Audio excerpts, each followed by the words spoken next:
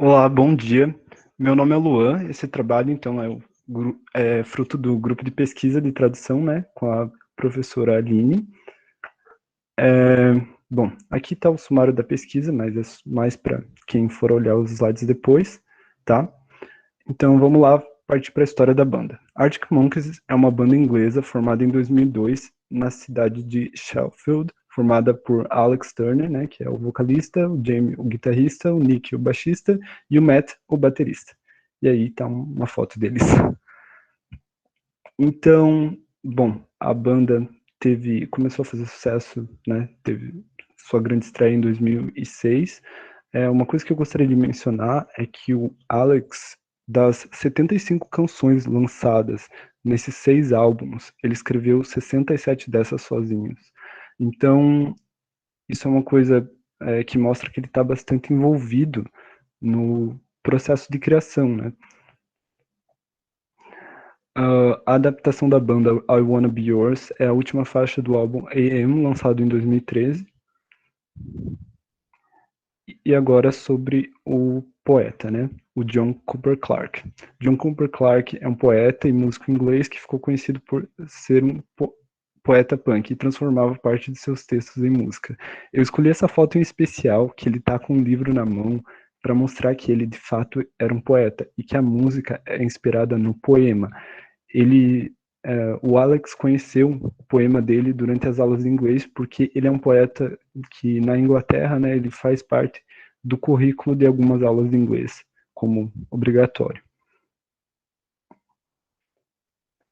Só uma curiosidade, ele lançou uma biografia, e ontem ele fez uma live, e o nome da biografia tinha que ser I Wanna Be Yours.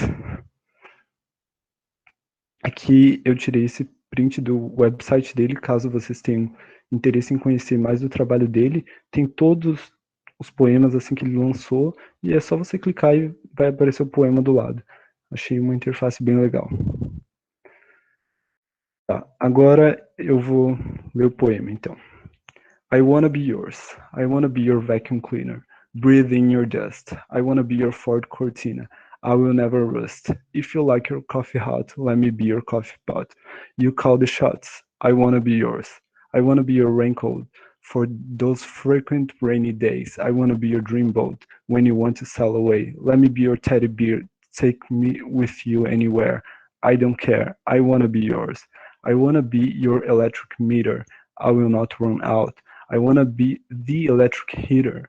You will get cold without. I wanna be your setting lotion. Hold your hair in deep devotion. Deep as the deep Atlantic Ocean. That's how deep is my devotion. Então, esse é o poema.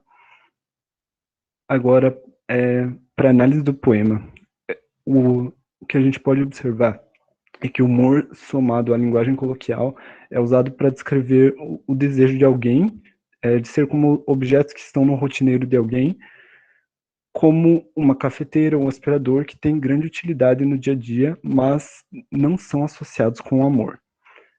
Uma coisa interessante da parte semântica do poema, que para nós, né, nativos de língua portuguesa, não é tão fácil sacar, é a questão do humor, porque por exemplo, o Ford Cortina não é um carro comum no Brasil, mas pensa que em português seria mais ou menos assim: eu quero ser o seu Fusquinha, tá?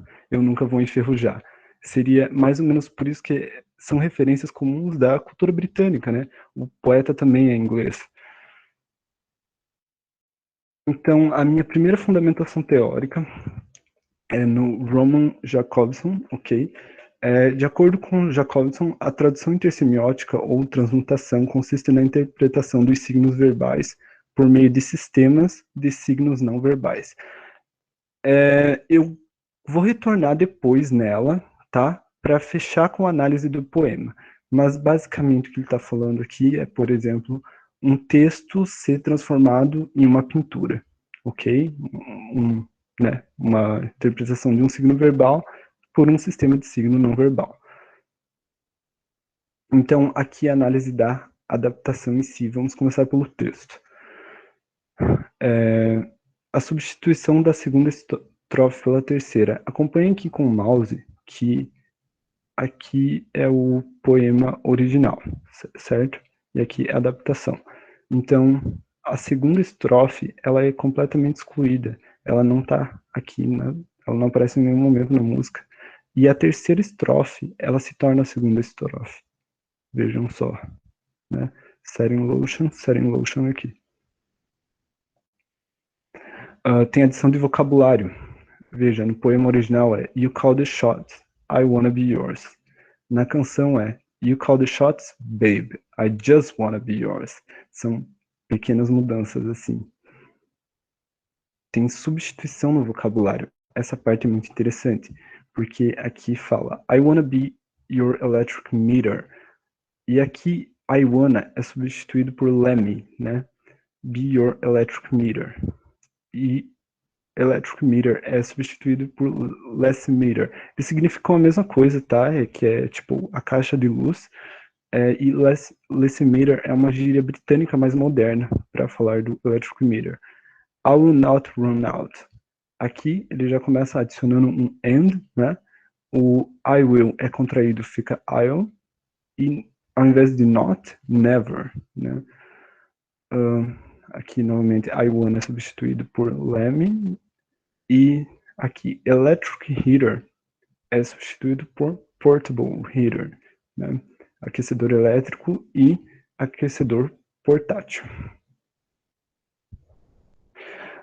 Novos versos. São acrescentados apenas 2 novos versos na canção, em relação ao poema, que é esses 2 versos aqui. Secrets I have held in my heart are harder to hide than I thought. Então, né, segredos que eu mantive em meu coração são mais difíceis de esconder do que eu pensava. Esses novos versos, eles causam uma quebra na estrutura. Ou seja, a estrutura do texto é aquela que eu comentei, entre você pegar e falar que você quer ser um objeto e que você vai fazer a função desse objeto na vida de alguém. Ocorre essa quebra, né? Trazendo essa frase aqui. E amplificam a perspectiva de Alex sobre o desejo de se tornar de alguém e definem um tom diferente liricamente. Por quê? Porque o tom, até mesmo quando o John, né, o poeta, ele está performando, ele tem esse tom de humor, sabe? Ele performa, ele fala rapidinho num tom alegre e a música tem um outro tom. E esses novos versos que dão, imagine, qualquer pessoa poderia ter gerado uma adaptação dessa, né? Então, pegar e fazer uma adaptação. Então, poderiam ser uma coisa diferente. Poderia estar falando aqui, nossa, mas por que estamos perdendo tempo, né? Não ficando juntos, entendeu? Isso aqui é uma coisa muito específica dele, de acrescentar uma perspectiva dele sobre o que ele sentiu vendo o texto original. Análise da adaptação instrumental e vocal, ok? Seguindo um ritmo lento, o baixo é intenso e limpo, em uma melodia simples, mas de forma impactante, pelo volume na abertura da canção. O violão e a bateria eletrônica são tocados de forma suave no fundo. Na parte final, o baterista repete. Na parte final, o baterista repete I Wanna Be Yours, com uma voz aguda que lembra o efeito de um coral, encerrando com guitarras e com a voz grave de Alex sobrepondo o, entre aspas, coral. Então, basicamente, aqui abre com baixo bem intenso, né? Na música, os outros instrumentos de fundo ali acompanhando, e tem esse final que intensifica com guitarras, né? Ele cantando em cima do que parece ser um coral, né? Que é só o baterista repetindo Wanna Be Yours, Wanna Be Yours. E aqui a conclusão geral sobre a adaptação, que eu vou fazer uma ligação com a minha fundamentação teórica. Toda essa intensidade instrumental constrói uma atmosfera melancólica, que dá um novo sentido ao texto. A ideia aqui é deixar de lado o humor irônico e trazer uma balada onde se enfatiza mais os sentimentos de uma forma dramática, mas romântica.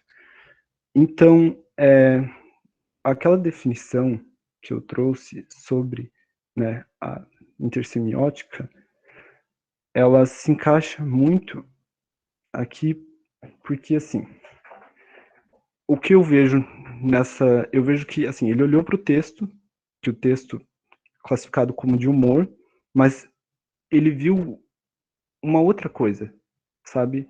Ele viu essa coisa melancólica. Então, ele pegou aquela fonte original e transformou, partiu da mesma fonte e transformou por outra, por, por uma fonte não verbal. Como? Com o som da atmosfera melancólica que ele viu no texto. Bom, agora a minha segunda fundamentação teórica. Essa aqui é a professora, a universitária Sinara de Oliveira Branco, e ela fez uma pesquisa, tá, de tradução intersemiótica no ensino de ALIE, esse artigo dela. Em específico, ela fala de vários tipos de tradução, mas em específico eu vou falar sobre um estudo que ela realizou com um curso superior de letras, discutindo em língua estrangeira o livro Gulliver's Travel e o filme The Ant Bully, e suas similaridades. A minha Lua, só para avisar que faltam 2 minutos, tá? Tá ok. A minha única problemática em relação ao estudo dela é que ele necessita que o aluno tenha um nível de língua mais avançado, né? Para conseguir se expressar e falar essas coisas. Eu tenho uma sugestão de atividade um pouco mais simples, pensando no ensino fundamental e médio. Desafiar os alunos a escolher um verso do poema e transportarem para outra mídia, como, por exemplo, um desenho. Então, aqui eu trouxe diferentes desenhos. Olha, é a mesma frase, né? If you like your coffee hot, let me be your coffee pot. Olha quantas diferentes interpretações, né, intersemióticas tem para, sabe, trabalhar na sala de aula. E com certeza os alunos vão vir com coisas diferentes. Aqui, a minha segunda sugestão é, caso você esteja pensando nas 4 habilidades, escrita, fala, leitura e listening, é propor aos alunos escrever um parágrafo de no máximo 7 linhas, explicando em língua inglesa sobre alguma mídia que gostaria de ver diferente. Exemplo, música vira videogame, ou sei lá, uma novela que ele assistiu vira pintura. Então, ele vai poder, né, escrever, ler, e você vai poder pedir para ele ler em voz alta e avaliar as habilidades orais. E é isso. Aqui estão as referências. Obrigado, claro, a professora Alice, a professora Alice e a professora Aline, orientadora, a Janina, que me ajudou com os slides, e a Graciele, que me ajudou com o peer review do primeiro resumo. Muito obrigado. E obrigado a vocês por ouvirem a apresentação. Esse é meu e-mail, caso alguém queira falar de Arctic Monkeys. E é isso.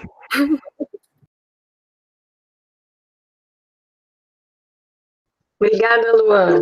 Estudando no CEPEL. Então, Luan fez uma coisa muito bacana de pensar não somente em olhar para a relação do poema que foi para a música e as transformações que aconteceram, mas também pensou em levar isso para a sala de aula, que a gente pensa o nosso grupo de pesquisa como estudos da tradução e ensino de línguas, né? Então, ele fez essa ponte final, que é uma coisa que eu tento incentivar os meus alunos nesse grupo agora. Então, temos algumas perguntas. Se o Lua estiver vendo, no chat aqui a pergunta da Carol. Essas mudanças, né, de substituir de palavras, mudar trechos do poema, se foram para dar mais ritmo. E a Letícia pergunta sobre a referência, como é que você soube da relação da música e do poema. Bom, então, a banda, ela tem bastante músicas relacionadas à literatura. O primeiro hit da banda tem uma referência, eu coloquei isso no resumo, né, direta a Shakespeare. Então, eu literalmente digitei no Google Arctic Monkeys Literature. Então, tem muita referência à literatura nas músicas dele. E eu escolhi essa, em especial, porque tinha bastante material e eu achei que não era assim, o próprio autor conhece essa versão e ele aprovou. Então eu achei, nossa, tem muito material para discutir em cima disso. E eu gostei tanto do original quanto da versão adaptada. Acho que por isso que eu escolhi. Lua, tem mais uma pergunta ali no chat. Qualquer pergunta. No final, quando virão as referências K-pop? Nossa. Pois é, e tem coisa muito legal. Eu até falei para você, né, prof, de um grupo, a gente inicialmente ia, mas eu fiquei com muito medo como que fala? Dar o passo maior que a perna, né? Mas tem muitas coisas, assim, apesar do K-pop ser um gênero geralmente muito, como que fala, mainstream, né? Você vai ainda encontrar coisas ali, referências, inclusive, à literatura, à arte, questionamentos. Acho que vale a pena dar uma olhada. Essa era outra ideia, a ideia inicial, na verdade, da sua pesquisa, né? Sim. E aí você acabou fazendo outra proposta. Então, achei muito bacana pensar sempre que tudo isso que a gente está trabalhando aqui em pesquisa, também tentar fazer uma conexão com a questão docente, porque estamos temos a tentativa, né, de iniciação à pesquisa de vocês, com a CEPEL, com essa proposta dos grupos de pesquisa, mas também formando professores. Então, trabalhos do CEPEL que consigam aliar essas duas coisas são muito legais.